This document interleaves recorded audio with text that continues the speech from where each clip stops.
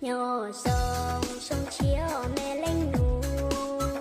nè yêu mù bỏ cho lu cho có từ xài có sự thốn cho nè mù bắt tao cả chỉ mù ngao bông tu nên trong cha cô trái chúa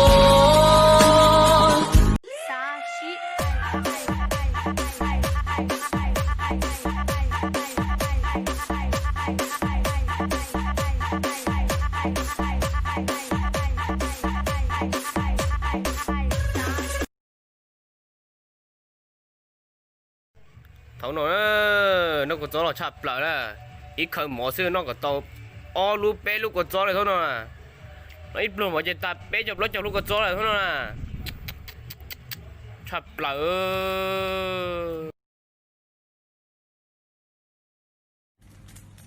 tụi nó tao ít bỏ xong chỉ tao nó mỏ đi lúc nó cũng đi tao yếu khỏi đó mỏ tua trâu nữa nó mà chơi用药của tiên tri很有linh một có giờ linh cứ từng dài ta cứ thả luôn đất có say qua lu xe của chạy giờ chỉ cái để có một cả lần đó cùng nhau ít lẽ vì cứ từ tôi kể đây tôi đâu có thiết giờ lu xe nói mày nghe, học chưa hết lớp 7 đã vào xã đoàn. Bây giờ bảo tao cầm con dao đi nói chuyện nghĩa khí thì còn nghe được. Bây giờ bảo tao cầm cái bút đi ký hợp đồng. Tao ký kiểu gì? Ok, giúp đỡ nhau. Ý nhau.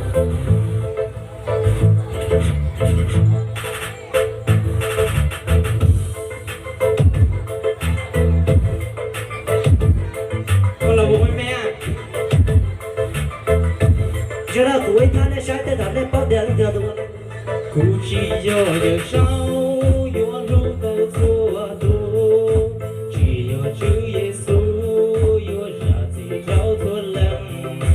Cụ mua ngày đầy tớ, mua lời chế cụ rừng. Và chỉ tao, đồ cụ có chỉ tao lần gò. Hey, con gái hiện đại không ngại ép ấy.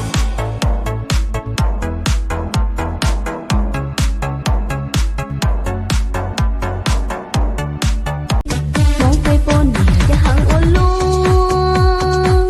chuyện khởi vô mua có cuộc đua cha đua vô vừa cha để con đã lâu tôi trong trả có tôi em bớt không Ôi đào mong tha thiết ra rồng rào rồng gì kia cô lũ xiên trà có rồng rào vì hai tiếng có bão số hó tu này vì nê dùng góc đầu lên từ là những xã tàu vì nê tứ lên từ là những xã chữ nê hai lục các ca chi lên từ là những sản chi vì nê đến mò lên từ là những xã có vì nê sọ lên từ là những xã bùa trong đó chưa liền cao xua lên từ là những xã hoa thế xây là thế bé thế lệ khế ai xưa nếu mà là hở hở nè cũng sai vật gì à yuốt gì nhiều quất lâu đi chơi xong giờ làm gì cho mình thấy nè thì số ta hỏi yuốt gì chỉ bắt nó hỏi thì cũng chỉ sai vật gì nè